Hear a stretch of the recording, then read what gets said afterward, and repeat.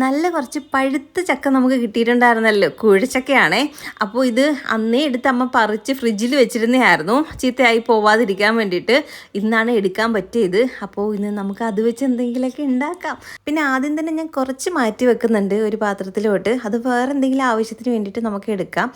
ഇപ്പം നമ്മൾ കുറച്ചല്ലേ ഉണ്ടാക്കുന്നുള്ളൂ, അതുകൊണ്ട് കുറച്ച് മാത്രം മതി കേട്ടോ. അത്യാവശ്യം നല്ല മധുരമൊക്കെ ഉള്ള ചക്ക ആയതുകൊണ്ട് കുറച്ച് മതി. അങ്ങനെ ഇതാ നമ്മുടെ മിക്സിയുടെ ജാറിനകത്തോട്ട് കുരു കളഞ്ഞിട്ട് ഇട്ട് കൊടുക്കുന്നുണ്ട്. ഇത് നല്ല രീതിയിൽ പേസ്റ്റ് പരുവത്തിന് ഒന്ന് അരച്ചെടുക്കണം. അതാകുമ്പോൾ നമ്മൾ മാവിനകത്ത് മിക്സ് ചെയ്യാൻ നല്ല എളുപ്പമാണ് കേട്ടോ. അപ്പോൾ ഇതൊന്ന് എടുത്ത് മാറ്റിയൊക്കെ വെക്കുന്നുണ്ട്. അത്യാവശ്യം കുറച്ച് കിട്ടിയിട്ടുണ്ടായിരുന്നേ. ഇനി നമുക്കിത് മിക്സർ ജാറിനകത്തിട്ട് ഒരു 2 അടി അടിക്കുമ്പോഴത്തേക്ക് ശരിയായി കിട്ടും. എൻ്റെ മാതാജിയാണ് ഇന്ന് അടിച്ച് തരുന്നത്. ഇങ്ങോട്ട് ഞാൻ അരച്ച് തരാമെന്നും പറഞ്ഞ് എടുത്തിട്ടുണ്ട് കേട്ടോ. അങ്ങനെ 2 അടി അടിച്ചെടുത്തപ്പോഴത്തേക്ക് നല്ല പേസ്റ്റ് പരുവത്തിന് ആയി കിട്ടിയിട്ടുണ്ട്. ഇത് കുഴച്ചക്ക ആയതുകൊണ്ട് വലിയ കട്ടിയിലല്ലോ, പെട്ടെന്ന് അരഞ്ഞ് കിട്ടും. പിന്നെ ഇന്ന് വാഴയിലക്കകത്തല്ലായിട്ട് ഉണ്ടാക്കുന്നത് നമ്മൾ വട്ടയിലക്കകത്താണ്. നിങ്ങളുടെ നാട്ടിൽ ഇതിനെന്താ പേരെന്ന് പറയണ ഈ ഇലക്ക കേട്ടോ. വട്ടയിലക്കകത്ത് ഉണ്ടാക്കുന്നത് ഭയങ്കര ടേസ്റ്റ്, നല്ല മണമാണ്. എനിക്ക് ഭയങ്കര ഇഷ്ടമാണ് കേട്ടോ. ഇത് അമ്മ അഞ്ച പോയിട്ട് വന്നപ്പോഴത്തേക്ക്, അതായത് നമ്മുടെ വീട്ടിൽ പോയിട്ട് വന്നപ്പോഴത്തേക്ക് അവിടുന്ന് പറിച്ചുകൊണ്ട് വന്നതാണ്. ഇവിടെ വട്ടയിലേക്ക് ക്ഷാമമാണോ എന്ന് ചോദിച്ചാൽ അവിടെ ഇവിടേക്കൊക്കെ നിൽപ്പുണ്ട്, പക്ഷെ നമുക്ക് പറിക്കാൻ പറ്റത്തില്ല. പിന്നെ തൊട്ടപ്പുറത്ത് പുരയിടത്ത് ഇങ്ങനെ വട്ട നിൽപ്പുണ്ട്. പക്ഷേ അത് ഇങ്ങനെ ഇടയ്ക്കിടയ്ക്ക് ഒടിഞ്ഞ് വീഴുമ്പോഴാണ് ഞാൻ അതിന് ഇല വറക്കുന്നത്. ഇപ്പോൾ അവർ അതെല്ലാം വെട്ടിക്കളഞ്ഞതുകൊണ്ട് നമുക്ക് അത് ഇലയില്ല കേട്ടോ. അതുകൊണ്ട് പിന്നെ എടുക്കാൻ പറ്റത്തില്ലല്ലോ. അതുകൊണ്ട് ഞാൻ വീട്ടിൽ പോയിട്ട് വന്നപ്പോൾ അമ്മയടുത്ത് പറഞ്ഞായിരുന്നു കൊണ്ടുവരണേന്ന്. അങ്ങനെ നമ്മളിത് ഗോതമ്പ് മാവിനകത്താണ് ഇട്ട് ഉണ്ടാക്കുന്നത് ചക്കയപ്പം. അപ്പോൾ ഗോതമ്പ് മാവ് ആദ്യം കുറച്ച് ആവശ്യത്തിനുള്ളത് ഇട്ട് കൊടുക്കുന്നുണ്ട്. പിന്നെ തേങ്ങ തിരികിയതും പിന്നെ നമ്മൾ അരച്ച് വെച്ചിരുന്ന ആ ഒരു ചക്കയുടെ മിക്സും ലേശം ഉപ്പ് ഇട്ട് കൊടുക്കുന്നുണ്ട്, ആ മധുരമൊക്കെ ഒന്ന് ബാലൻസായി വരാൻ വേണ്ടിയിട്ട്. എന്നിട്ട് കൈകൊണ്ട് നല്ല രീതിയിലൊന്ന് മിക്സ് ചെയ്ത് കൊടുക്കുക, നല്ല കുഴച്ചെടുക്കുക. ഒരു തുള്ളി വെള്ളം പോലും നമ്മൾ ചേർത്ത് കൊടുക്കേണ്ട ആവശ്യമില്ല, നന്നായിട്ട് കുഴഞ്ഞ് കിട്ടും കേട്ടോ. പിന്നെ ഇതിനകത്ത് ഏലക്കപ്പൊടി വേണമെങ്കിൽ ചേർത്ത് കൊടുക്കാം. ഞാൻ ചേർത്ത് കൊടുക്കുന്നതൊന്നും ഇല്ല, ഏലക്കപ്പൊടി ഇട്ടില്ലെങ്കിലും കുഴപ്പമില്ല. ഒരു ഫ്ലേവറിനും ടേസ്റ്റിനും വേണ്ടി ചേർത്ത് കൊടുക്കുന്നത് നല്ലതാണ് കേട്ടോ. ഇല്ലെങ്കിലും കുഴപ്പമൊന്നും ഇല്ല. അങ്ങനെ ഇതാ നമ്മൾ നന്നായിട്ട് കുഴച്ച് എടുത്തിട്ടുണ്ട്. അടിപൊളിയായിട്ട് വന്നിട്ടുണ്ട്. അമ്മ കേട്ടോ എനിക്ക് കുഴച്ചൊക്കെ തന്നത്. അങ്ങനെ ഇതാ ഇത് കുഴച്ച് പരുവത്തിനാക്കി വെച്ചിട്ടുണ്ട്. പിന്നെ ഇതാ ഇനി നമുക്ക് ഇലക്കകത്തോട്ട് വെച്ചൊന്ന് പരത്തിയൊക്കെ എടുക്കാം. ഞാൻ ഇലയെല്ലാം ഇങ്ങനെ നിരത്തി വെച്ചിട്ട്, കുറച്ച് ഇല ഉണ്ടായിരുന്നുള്ളൂ കേട്ടോ. അന്നേരം ആ ഇലയെല്ലാം ഇങ്ങനെ നിരത്തി വെച്ചിട്ട് അതിനകത്ത് കുറേശ്ശെ ഇട്ട് കൊടുത്തിട്ട് പിന്നെ ലാസ്റ്റ് അങ്ങ് പരത്തി അങ്ങ് എടുക്കാറാണ് പതിവ്. അതാകുമ്പോൾ ഈക്വലായിട്ട് കിട്ടും എല്ലാത്തിനകത്തും. ചിലത് നമ്മൾ ആക്കി വെച്ചിട്ട് പരത്തി മാറ്റി വെച്ചാൽ ചിലപ്പം ചിലതിനകത്ത് കൂടുതലായിരിക്കും, ചിലതിനകത്ത് കുറവായിരിക്കും. ഇതാകുമ്പോഴത്തേക്ക് എല്ലാത്തിനും കൂടെ ആക്കി കറക്റ്റിലിങ്ങി എടുക്കാനും പറ്റും. പിന്നെ കൈ വെള്ളത്തിൽ നനച്ച് കൊടുത്തതിന് ശേഷം ഇതൊന്ന് പരത്തി എടുക്കുമ്പോഴും നമ്മുടെ കയ്യിലൊന്നും ഒട്ടത്തൊന്നും ഇല്ല കേട്ടോ.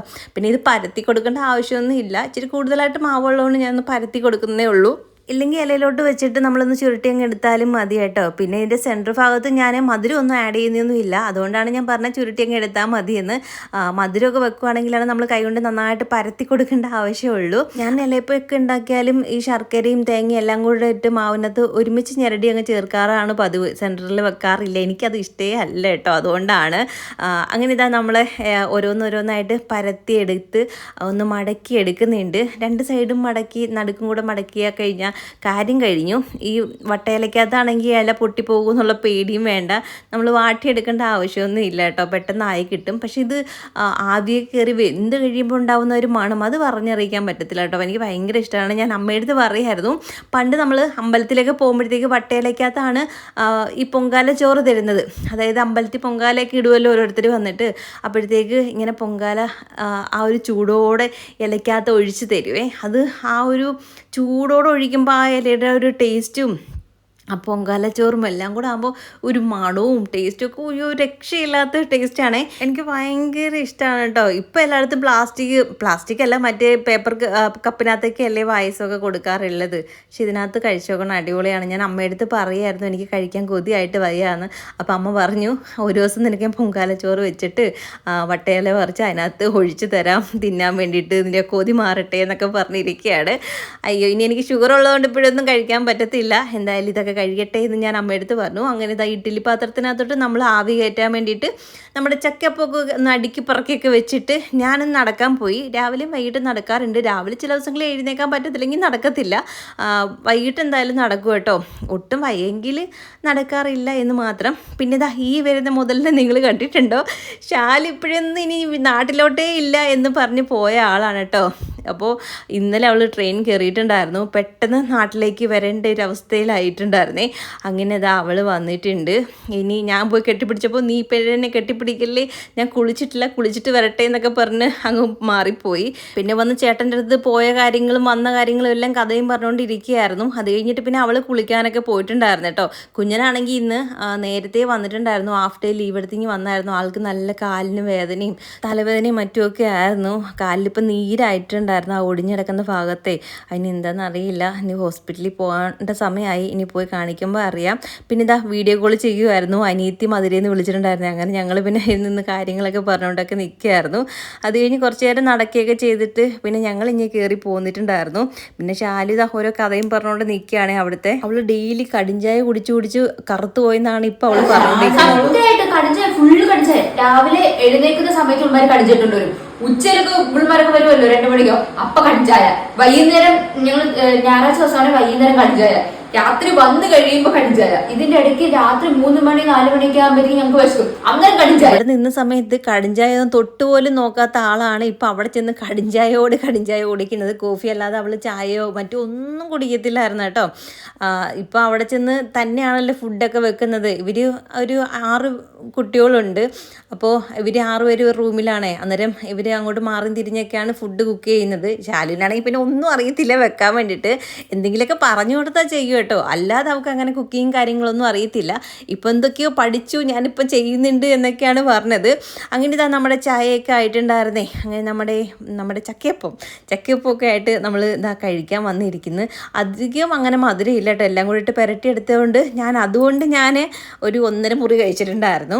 ഞാനിങ്ങനെ എനിക്ക് കഴിക്കാൻ പറ്റുമോ ഇല്ലയോ എന്നൊക്കെ ഉള്ളൊരു ചിന്തയിലായിരുന്നേ. എന്തെന്ന് വെച്ചാൽ ഷുഗർ ഉണ്ടല്ലോ, അധികം ഇല്ലെങ്കിലും അത് കൂട്ടണ്ടെന്ന് ചോദിച്ചാൽ ലാസ്റ്റ് സമയത്ത് ഇനി അതും കൂടെ കൂട്ടിയിട്ട് വേറെ പ്രശ്നം ഉണ്ടാക്കണ്ടെന്ന് പറഞ്ഞിട്ട് കുറച്ച് മാത്രമേ കഴിച്ചുള്ളൂ. പിന്നെ ശാലുവിനാണെങ്കിൽ ഈ ചക്ക കൊണ്ടുള്ള സാധനങ്ങളൊന്നും അത്ര ഇങ്ങോട്ട് പോകാത്തതുകൊണ്ട് അമ്മ അവൾക്ക് 2 എണ്ണം അല്ലാതെ ഇലയ്ക്കകത്ത് പിന്നെ പരത്തി എടുത്തിട്ടുണ്ടായിരുന്നേ. ശർക്കരയും തേങ്ങയൊക്കെ വെച്ചിട്ട് ഇലയപ്പം ആക്കി കൊടുത്തിട്ടുണ്ടായിരുന്നു. അങ്ങനെ അതും കഴിച്ച് കുറേ നേരം ഞങ്ങളിങ്ങനെ കത്തി വെച്ചുകൊണ്ടിരിക്കുകയായിരുന്നു. ശാലുവിൻ്റെ വിശേഷങ്ങൾ കേട്ടുകൊണ്ടിരിക്കുകയായിരുന്നേ. പിന്നെ അവൾക്ക് എന്ത് വേണമെന്ന് ചേട്ടൻ ചോദിച്ചുകൊണ്ടേ ഇരിക്കുകയായിരുന്നു. കാരണം അവിടെയൊക്കെ ഫുഡ് അധികം അങ്ങനെ അവർക്ക് കിട്ടാറില്ല, ഇവർ തന്നെയാണല്ലോ വെച്ച് കഴിക്കുന്നത്. പിന്നെ എല്ലാം പുറത്തുനിന്ന് തന്നെയാണ് മേടിക്കേണ്ടതും. അവരിപ്പം ട്രെയിനിങ്ങിന് നിൽക്കുന്നുണ്ട്, അവർക്ക് സാലറിയും കാര്യങ്ങളൊന്നും ഇല്ല.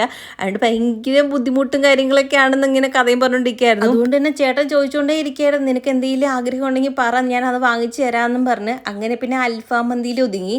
അങ്ങനെ പിന്നെ ഇന്ന് അതായിട്ട് മേടിച്ചത്. അങ്ങനെ പിന്നെ രാത്രിയിൽ ഫുഡ് ഇന്ന് അൽഫാം മന്തിയാണ്. ഭയങ്കര ടേസ്റ്റാണ്, കവയിൽ നിന്ന് മേടിച്ചാണ്. എനിക്ക് ഭയങ്കര ഇഷ്ടമാണ് കേട്ടോ അൽഫാം മന്തി, അവിടുത്തെ അടിപൊളി ടേസ്റ്റാണ്. അല്ലെങ്കിൽ എൻ്റെ ഫേവറേറ്റ് ആണ്. ഇതൊക്കെ കഴിച്ചിട്ട് എത്ര നാളുകളായി നിങ്ങൾക്കറിയോ. ഇന്ന് ഞാൻ മയോണൈസ് ഒന്നും എടുക്കുന്നില്ല, അല്ലാണ്ട് റൈസും പിന്നെ കുറച്ച് ചിക്കൻ അത്രേ എടുത്തോളൂ കേട്ടോ. അങ്ങനെ അതുമായിട്ട് കഴിച്ചു. അടിപൊളി ടേസ്റ്റാണ്. റൈസ് മാത്രം കഴിക്കാനാണെങ്കിൽ അടിപൊളിയാണ്, മയോണൈസിൻ്റെ ആവശ്യമൊന്നും ഇല്ല. അങ്ങനെ പിന്നെ ഞങ്ങൾ 4 പേരും കൂടി ഇരുന്ന് കഴിക്കുകയൊക്കെ ചെയ്തു. ഫുഡ് വെളിയിൽ നിന്ന് നമ്മൾ പിന്നെ സ്വിഗ്ഗിയിൽ നിന്നായിട്ട് ഓർഡർ ചെയ്ത് മേടിച്ചത് തന്നെ. അത് കഴിഞ്ഞിട്ട് പിന്നെ ഫുഡൊക്കെ കഴിച്ചിട്ട് പിന്നെ ഞാൻ കുറച്ച് സാധനങ്ങൾ കുഞ്ഞിന് വേണ്ടിയിട്ട് വാങ്ങിച്ചെന്ന് പറഞ്ഞല്ലോ. കുറേ പേര് ചോദിച്ചിട്ടുണ്ടായിരുന്നു എന്തൊക്കെയാണ് വാങ്ങിച്ചതെന്ന് പറയണേന്നൊക്കെ. ഞാൻ എല്ലാം ഒന്നും വാങ്ങിച്ചൊന്നും ഇല്ലടാ, അവിടുന്ന് കുറച്ച് മാത്രമേ മേടിച്ചുള്ളൂ. അത്യാവശ്യം നല്ല റേറ്റൊക്കെ ഉള്ളത് കൊണ്ട് തന്നെ മേടിക്കണോ വേണ്ടയോ, എവിടുന്ന് മേടിക്കണോ എന്നൊക്കെ ഒരു കൺഫ്യൂഷൻ ഉണ്ടായിട്ടുണ്ടായിരുന്നു. ഷോപ്പിൽ നിന്ന് വാങ്ങണോ അതോ ഓൺലൈൻ വാങ്ങണോ എന്നൊക്കെ ആയിരുന്നു. ഞാനിപ്പം കുറച്ചൊക്കെ ഓൺലൈനാണ് വാങ്ങിക്കുന്നത്. അപ്പോൾ ഞാനിതെല്ലാം വാങ്ങിച്ചതിന് ശേഷം ഒരു വീഡിയോ ചെയ്യാം കേട്ടോ, ഹോസ്പിറ്റൽ ബാഗിൻ്റെ ഒരു വീഡിയോ ചെയ്യാം. അപ്പോൾ ഞാൻ എന്തൊക്കെയാണ് വാങ്ങിച്ചത് നിങ്ങളുടെ അടുത്ത് കാണിക്കാം കേട്ടോ. ഇപ്പം ഞാൻ അത്യാവശ്യം അന്ന് അവിടുന്ന് ഒരു 2-3 കെട്ടുടുപ്പൊക്കെ വാങ്ങിച്ചിട്ടുണ്ടായിരുന്നു. ഹോസ്പിറ്റലിൽ കൊണ്ടുപോകുമ്പോൾ ഇടാൻ വേണ്ടിയിട്ട് മാത്രമാണ്, അവിടെ നിൽക്കുമ്പോൾ ഇടാൻ വേണ്ടിയിട്ട്. അല്ലാത്തതൊക്കെ ഞാൻ പിന്നീട് പതുക്കെ വാങ്ങിക്കുന്നേ ഉള്ളൂ. ഇത് അത്യാവശ്യം നമുക്ക് വേണ്ടുന്നത് മാത്രമേ ഞാനിപ്പോൾ വാങ്ങിക്കുന്നുള്ളൂ. അപ്പോൾ ഒരു 3-4 പള്ളയുടുപ്പ് വാങ്ങിച്ചിട്ടുണ്ടായിരുന്നു, അതായത് കെട്ടുടുപ്പ് വാങ്ങിച്ചു, ഒരു റോംബർ വാങ്ങിച്ചു ഹോസ്പിറ്റലിൽ നിന്ന് വരുമ്പോൾ ഇട്ടുകൊണ്ട് വരാൻ വേണ്ടിയിട്ട്.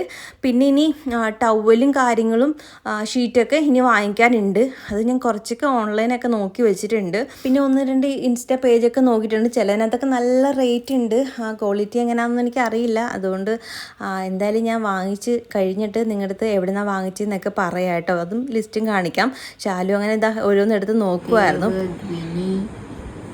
ആരാധ്യ, നിറ, കൃഷ്ണവേണി, ദേവാർഷ്, ഋഷികേശ്, സാറാ പേര് കേട്ടിട്ടില്ല.